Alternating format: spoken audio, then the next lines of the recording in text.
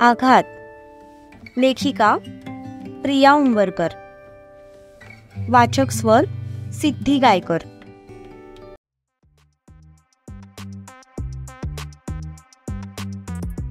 दोघांनीही एकमेकांच्या तोंडाकडे पाहिलं आणि मग त्या बंद दरवाजाकडे पाहिलं. सध्या दोघांच्याही चेहऱ्यावर भीतीदायक एक्सप्रेशन्स होते, कारण दाराबाहेर उभी असलेली व्यक्ती दुसरी तिसरी कोणी नसून दिवाकर निंबाळकर आहेत. बाबा, दोघे पण सोबत म्हणाले. तितक्यात पुन्हा दाराची बेल वाजली. काय करते ही मुलगी? दरवाजा का उघडत नाहीये? बाहेरून दिवाकर म्हणाले, कारण त्यांनी चावी सोबत नेली नव्हती. मला वाटतं झोपली असेल. तुम्ही फोन करून बघता का तिला? रत्ना म्हणाल्या. एरवी तर 11 वाजेपर्यंत त्या टीव्हीचं तोंड बघत बसलेली असते, आणि आज 10:30 वाजताच कशी काय झोपली? दिवाकर खिशातून मोबाईल काढत म्हणाले. तू लव. बाबांनी जर तुला इथे पाहिलं ना तर आपण दोघेही मेलो म्हणून समज. खूप मोठा तमाशा होईल. राधा घाबरून म्हणाली. लपायला तर पाहिजेच, नाहीतर भाई पण मला जिवंत सोडणार नाही. सूर्या पण घाबरून म्हणाला. इकडे दिवाकर रावांनी राधाला फोन लावला, पण तिचा फोन तिच्या खोलीतच असल्यामुळे तो तिकडेच वाजत होता. फोन का उचलत नाहीये ही मुलगी? ते वैतागून फोन बंद करत म्हणाले, आणि त्यांनी पुन्हा बेल वाजवली. तसे आत उभे असलेले ते दोघे पुन्हा दचकले. तू जा ना कुठेतरी लप. ती त्याच्याकडे बघत म्हणाली. अगं कुठे लपू? तुमच्या घरात लपण्यासारखी जागाच सापडत नाहीये. तो इकडे तिकडे बघत म्हणाला. कुठेही लप, पण लप. थांब, मी त्या रूम मध्ये जाऊन लपतो. असं म्हणून तो जायला निघाला. तसं राधाने त्याच्या हाताला पकडून त्याला मागे खेचलं. अरे वेळ लागलाय का? ती बाबांची रूम आहे, ती म्हणाली. तेवढ्यात पुन्हा दारावरची बेल वाजली. मला आता दार उघडावंच लागेल, नाहीतर बाबा खूप ओरडतील. तू जा पटकन. असं म्हणत तिने एक आवंढा गिळला आणि दाराकडे जाऊ लागली. तिने मागे वळून पाहिलं तर सूर्य गायब होता. नक्कीच तो कुठेतरी लपला असेल असा विचार करून तिने सुटकेचा निश्वास सोडला आणि जाऊन दरवाजा उघडला. अगं काय हे? किती वेळ? दिवाकर सरळ घरात घुसत म्हणाले, पण ती मात्र घाबरून थरथर कापत होती, कारण तो नेमका कुठे लपलाय हे तिलाच माहित नव्हतं. आता तो फक्त बाबांच्या नजरेत येऊ नये यासाठी ती मनोमन देवाकडे प्रार्थना करत होती. हा, ते मी कानात इयरफोन्स घातले होते ना, त्यामुळे ऐकू आलं नाही, ती घाबरून म्हणाली. कानात इयरफोन्स घातले होते? मग मी इतक्या वेळचा फोन करतोय, ऐकू नाही येत का तुला? दिवाकर म्हणाले. तसं तिने मनातच स्वतःला शिव्या घातल्या. नाही बाबा, रिंग वाजलीच नाही. कधी कधी होतो असा नेटवर्क प्रॉब्लेम. तिने थाप मारली. जाऊ द्या हो, उघडलाय ना दरवाजा. मग कशाला इतके प्रश्न विचारताय? काय ग, जेवलीस का तू? रत्ना म्हणाल्या. हो, तिने उत्तर दिलं. दिवाकर रावांनी गळ्यातली मफलर सोफ्यावर टाकली आणि कपडे बदलण्यासाठी त्यांच्या खोलीत निघून गेले. तसं तिने छातीवर हात ठेवत सुस्कारा सोडला, कारण सूर्य त्यांच्या रूम मध्ये नसला नसेल, कारण सूर्य त्यांच्या रूम मध्ये लपला नसेल हे तर तिला माहित होतं. पण आता तो नेमका कुठे लपलाय हे तिला बघायचं होतं, कारण त्याला सगळ्यांपासून लपवून बाहेर सुद्धा काढायचं होतं. ती तिच्याच विचारात उभी होती. तेवढ्या वेळात रत्ना कधी किचन मध्ये गेला तिला कळलं पण नाही.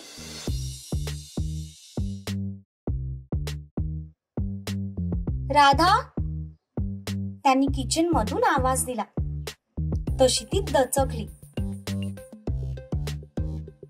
अगं, तू तर भाजी चपाती केली होतीस ना, मग हे कुकर कशाला लावलायस? आणि जेवायला तर एकटीच होतीस ना, मग या 2 प्लेट कोणाच्या? रत्ना म्हणाल्या.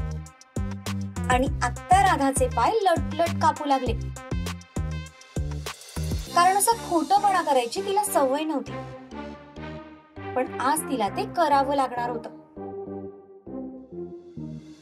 अगं, मला ना भाजी आवडली नाही, म्हणून मग मी भात लावला. जेवणारच होते तितक्यात मला त्यात केस दिसला, म्हणून मी दुसऱ्या प्लेटमध्ये जेवण घेतलं. तिला जे सुचलं ते उत्तर देऊन ती रिकामी झाली. अगं, पण मग हे न आवडता गाणं का ऐकत बसलीस तू? काय म्हणावं तुला? निदान भांडी तरी धुवून टाकायचीस. रत्ना संपलेला पाण्याचा ग्लास किचन ओट्यावर ठेवत म्हणाल्या. हा ग, मी आवरते, ती म्हणाली. इतका गोंधळ होता ना त्या कार्यक्रमात की डोकं दुखतंय आता माझं. कशाला इथे मोठे मोठे डीजे लावतात काय माहिती. चल, जाते मी झोपायला. तू हे सगळं आवर आणि मग लाईट बंद करून टाक, रत्ना म्हणाल्या. हो, करते मी, ती म्हणाली. पाणी पिऊन रत्ना निघून गेल्या. तसं राधाने छातीवर हात ठेवून सुस्कारा सोडला. दिवाकर रावांना रात्री लवकर झोपायची सवय होती. त्यात आज बराच उशीर झाला होता, त्यामुळे ते लगेच झोपणार हे तिला चांगलंच माहित होतं. आता फक्त तिला आई झोपायची वाट बघायची होती. त्या झोपल्या की मग तिला सूर्याला बाहेर काढता येणार होतं. पण त्याआधी तो कुठे लपलाय ते पण बघावं लागणार होतं. तिने किचनच्या दारातून डोकावून पाहिलं. आई बाबांच्या रूमचा दरवाजा बंद होता. तशी ती लगेच बाहेर आली. तिने त्याला शोधायला सुरुवात केली, पण सगळीकडे शोधूनही तो तिला कुठेच सापडला नाही. कुठे गेलाय हा? गच्चीवर तर गेला नसेल ना, असा विचार करून ती पळत गच्चीवर आली. पण तिथे सुद्धा कोणीही नव्हतं.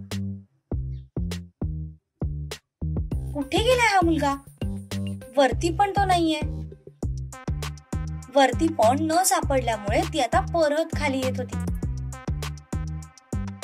पण परत खाली येताच ती घाबरली, कारण समोर तिचे बाबा उभे होते. बाबा, तुम्ही? ती घाबरून म्हणाली. तिचा घसा कोरडा पडला होता. कपाळावर घाम जमा झाला होता. काय चालू आहे तुझं? झोपायचं नाहीये का? आणि वरती कशाला गेली होतीस? दिवाकर करारी आवाजात म्हणाले. तसे तिचे पाय लटलट कापू लागले. ते मला वरती कसला तरी आवाज आला म्हणून बघायला गेले होते, तिने आवंढा गिळत उत्तर दिलं. कसला आवाज? थांब, मी बघतो. काय हो, काय झालं? रत्ना बाहेर येत म्हणाल्या. आता तर राधा अजून घाबरली. ही म्हणते की हिला गच्चीवर कसला तरी आवाज येतोय, दिवाकर म्हणाले. आला होता, पण मी जाऊन पाहिलं तर आता कोणी नाहीये. पटकन म्हणाली, बरं जा, आता जाऊन झोप जा. ते म्हणाले. तेवढी भांडी आवरते आणि मग जाते, असं म्हणत ती किचन कडे निघाली. रत्ना, जरा माझ्यासाठी कोरा चहा आणतेस का ग? डोकं जाम दुखतंय. दिवाकर म्हणाले. हो आणते, त्या म्हणाल्या. राधा किचन मध्ये गेली आणि भांडी घासू लागली. रत्ना पण त्या दोघांसाठी कोरा चहा बनवत होत्या.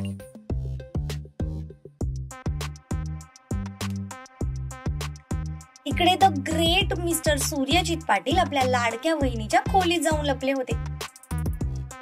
पण त्याला हे माहित नव्हतं की राधा आता त्याच रूम मध्ये शिफ्ट झाली.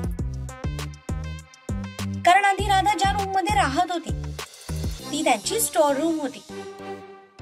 आधी त्या दोघी एकाच रूम मध्ये राहत होत्या. पण त्या दोघींचं जास्त पटत नसायचं. कारण दुर्वाला रात्र रात्र अभ्यास करायची सवय होती आणि राधाला लवकर झोपायची. त्यामुळे वैतागून राधाने तिचं सामान त्या स्टोर रूम मध्ये शिफ्ट केलं होतं. तेव्हापासून ती तिकडेच राहत होती. पण दुर्वाचं लग्न झाल्यापासून राधा पुन्हा आधीच्या रूम मध्ये शिफ्ट झाली होती. त्या दोघी जाताच दिवाकर दुर्वाच्या रूम कडे वळाले. कारण थंडी वाढली होती आणि काही एक्स्ट्राचे ब्लँकेट्स दुर्वाच्या रूम मध्ये ठेवलेले होते. तेच आणायला दिवाकर निघाले होते.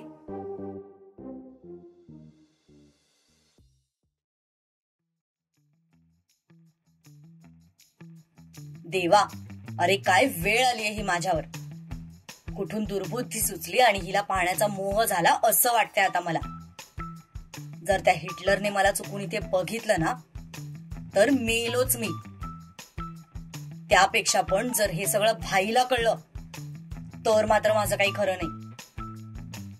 सूर्या लपून स्वतःशीच मनातल्या मनात बडबडत होता. तितक्यात दरवाजा उघडल्याचा आवाज झाला. तसा त्याला दरदरून घाम फुटला. दिवाकर आत आले आणि त्यांनी कपाट उघडलं. इकडे सूर्या साहेब बेडच्या खाली हातपाय पसरून झोपलेले होते. सॉरी लपलेले होते. पण जसं त्याला बेडच्या खालून जेंट्स पाय दिसले तसा मात्र तो घाबरला. मेलो, आज काय माझं खरं नाही, तो स्वतःशीच म्हणाला. दिवाकर रावांनी कपाटाच्या खालच्या कप्प्यातून 2 ब्लँकेट्स काढले आणि कपाट लावून घेतलं. ते बाहेर जाणार होते तितक्यात त्यांना थोडं वेगळं काहीतरी जाणवलं. तसे ते परत थांबले. हो मामाश्री, जा ना, कशाला सीआयडी खेळायचं तुम्हाला. तो त्यांचे थांबलेले पाय बघून मनातच म्हणाला. दिवाकर तसेच परत चालत आत आले. सूर्या, मेला तू आता. तुझं रामनाम सत्य झालंच म्हणून समज. तो त्यांचे येणारे पाय बघून मनातच म्हणाला. दिवाकर रावांनी पूर्ण रूमवर एक नजर फिरवली आणि खिडकीजवळ गेले. ते जसं जसं त्या दिशेला जात होते तसं सूर्य त्यांच्या विरुद्ध दिशेला सरकत होता. किती वेळा सांगितलं या मुलीला, खिडक्या लवकर लावून घेत जा. पण आजकाल हिचं लक्ष कुठे असतं काय माहित, ते म्हणाले.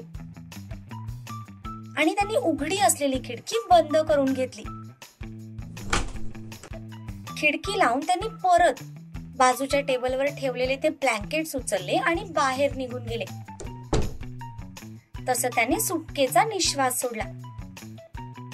पण अजूनही तो बेडच्या खालून बाहेर येऊ शकत नव्हता. कारण ते पुन्हा कधी आत येतील हे सांगता येत नव्हतं. लाईट बंद कर आणि जा आता झोपायला, रत्ना राधाकडे बघून म्हणाल्या. त्या कोरा चहा घेऊन चालल्या होत्या. राधाने हो म्हणून मान डोलवली आणि बाहेर निघून गेली. रत्ना पण चहा घेऊन रूम मध्ये निघून गेल्या.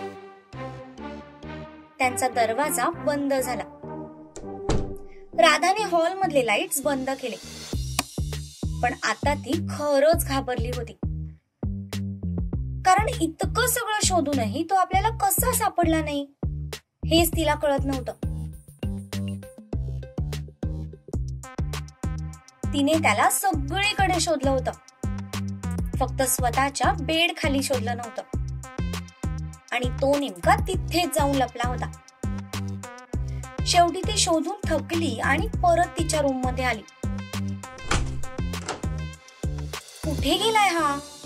मिस्टर इंडिया सारखा गायब तर नाही ना झाला? ती दरवाजाची कडी लावत म्हणाली. तेवढ्यात कुणीतरी पाठीमागून तिला गच्च मिठी मारली.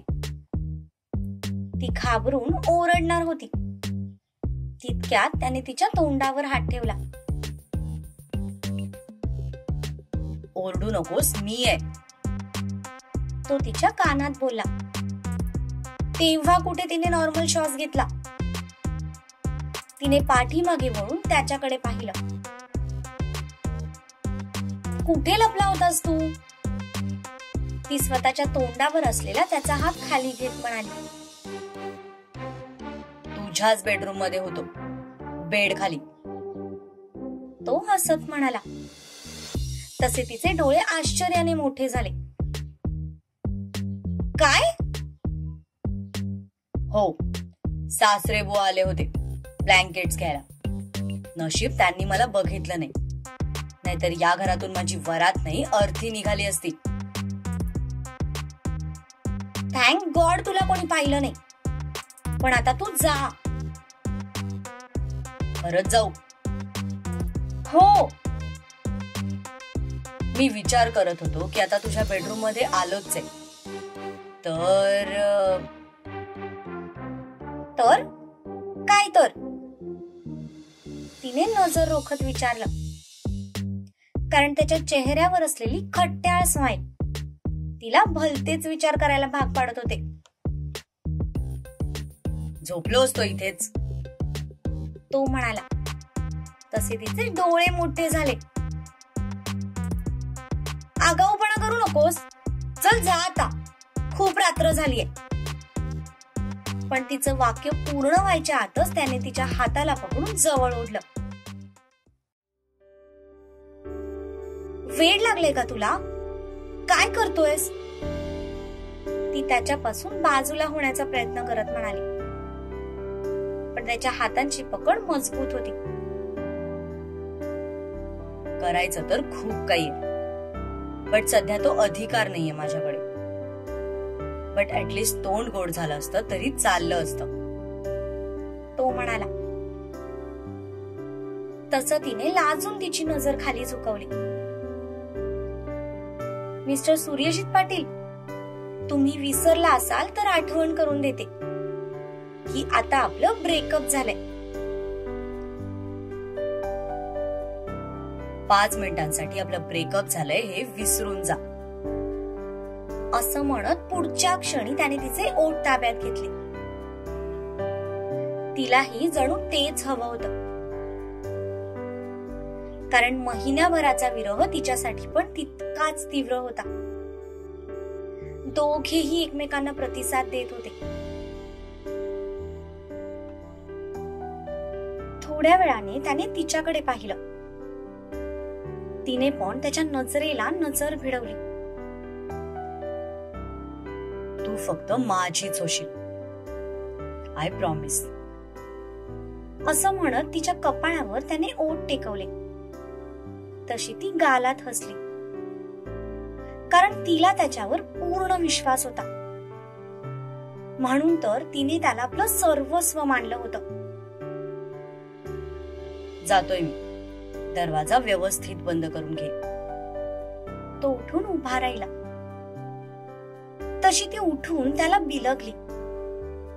हा क्षण इथेच थांबावा असं दोघांनाही वाटत होतं, पण एकमेकांचा निरोप तर घ्यावाच लागणार होता. असंच भेटत जा ना अधून मधून. नाही करमत मला तुझ्याशिवाय. ती त्याच्या छातीवर डोकं टेकवत म्हणाली. पण ती जसं हे म्हणाली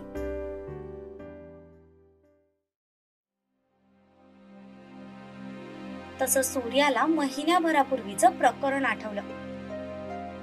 तसा तो भानावर आला. आपण राधाला आपल्यापासून दूरच ठेवायला हवं याची आता त्याला जाणीव झाली. तसं त्याने लगेच तिला स्वतःपासून बाजूला केलं. मला जायला हवं असं म्हणत तो घाईघाईने दरवाजा उघडून बाहेर आला. बाहेर कुणीही नाही याची खात्री होताच तो फास्ट चालत मेन डोअर जवळ गेला आणि दरवाजा उघडून बाहेर पडला. ती पण त्याच्या मागे चालली होती. तो जाताच तिचा चेहरा पडला. निदान त्याने आपल्या प्रश्नाचं उत्तर तरी द्यायला हवं होतं असं तिला वाटून गेलं. इकडे तो भरभर पावलं टाकत तिथून बाहेर पडला. बाजूच्या कोपऱ्यावर येताच त्याने ड्रायव्हरला फोन लावला. 5 मिनिटात गाडी त्याच्या समोर येऊन थांबली.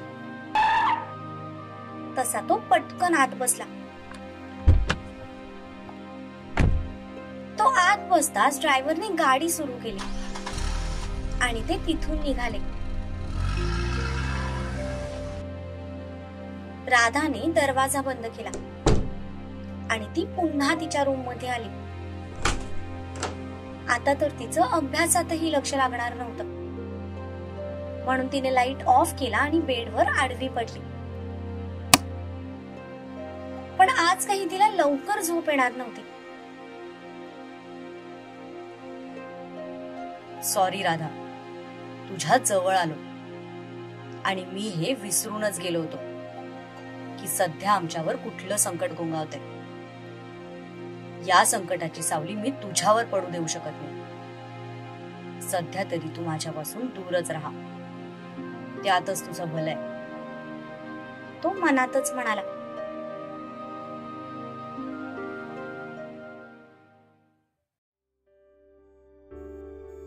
दुसऱ्या दिवशी सकाळी पक्ष्यांच्या किलबिलाटाने दुर्वाला जाग आली.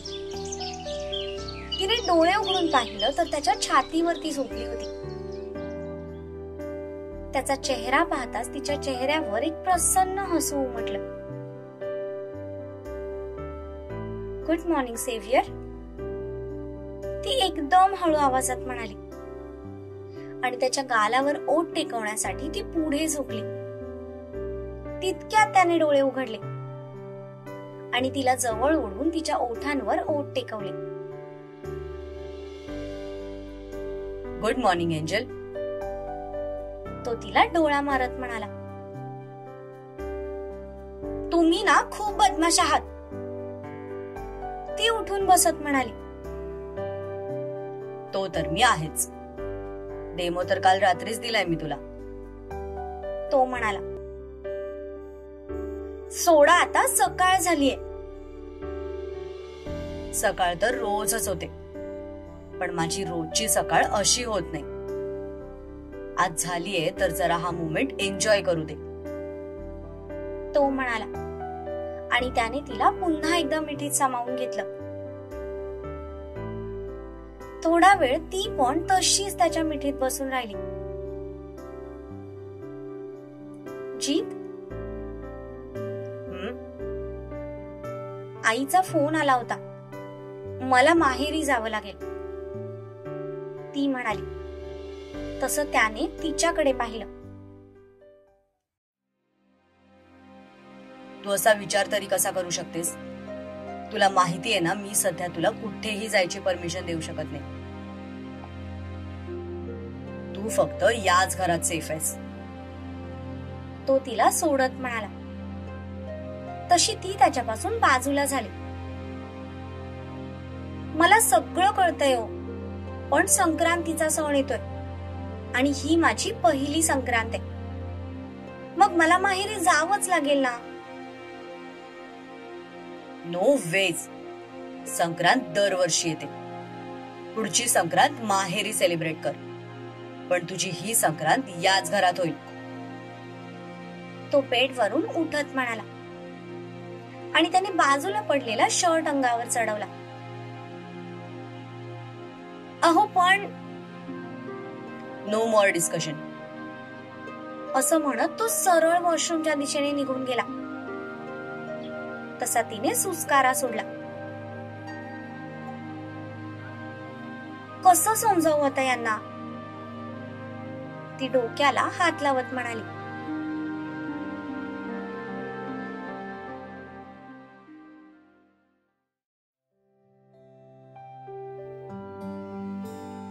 स्थळ पुणे. सकाळची वेळ होती. जिम मध्ये अखिल त्याचा वर्कआउट करत होता. कानात इयरफोन्स घालून तो ट्रेडमिल वर चालत होता. चालता चालता अचानक त्याचं लक्ष समोर गेलं.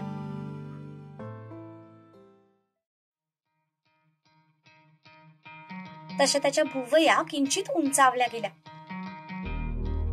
त्याने इयरफोन्स काढले आणि परत एकदा नजर रोखून समोर पाहिलं. कोण आहे हा? याआधी तर कधी याला जिम मध्ये पाहिलं नाही. जो कोई भी हो, बंदा खतरनाक आहे. काय बॉडी आहे यार. अखिल त्याच्याकडे बघत म्हणाला. समोर शिवा त्याचं वर्कआउट करत होता. त्याने ब्लॅक बनियन आणि एक लूज पॅन्ट घातलेली होती. घामाने त्याचं पूर्ण अंग डबडबलं होतं.